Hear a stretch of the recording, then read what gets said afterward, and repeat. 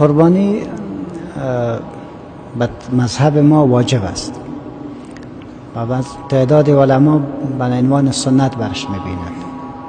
ما به دلایلی که از احادیث رسول ما صلی الله علیه و سلم یا تلویح قرآنی فصل لربک وانحر با استدلال میکنن که کسی که توان مالی داشته باشد باید قربانی بکند، زیرا پیغمبر میفرماید کسی که توان مالی داشته باشد و قربانی نمی کند فلا یقربن مصلانا، با نماز ما و با نماز عید ما حاضر نشود.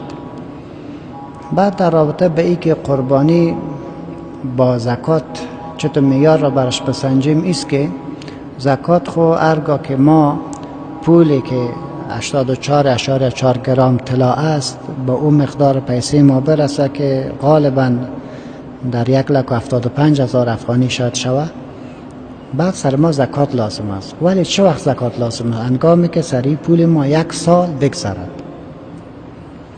ولی در قربانی اینطور است که اگر شما صاحب عمق یک سرمایه باشین، اگرچه سال سر پول شما نگذرد باز هم سر شما قربانی لازم است.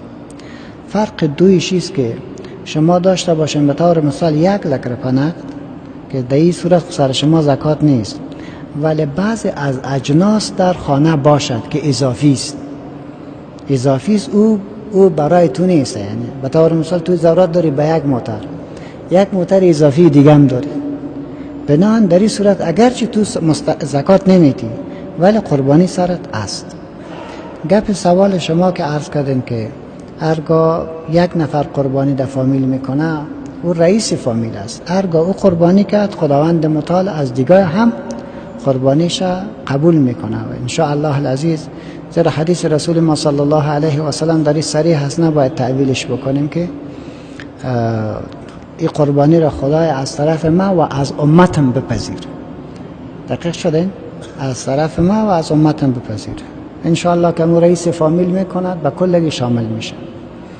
ولی هرگاه یک فامیل توان داشته باشد، صاحب پول باشد، صاحب قدرت باشد، او دیگه سر یک اکتفا نکنه و میتونه یک گاو را بگیرد و همه فامیل خود را برشان مشترک بکند.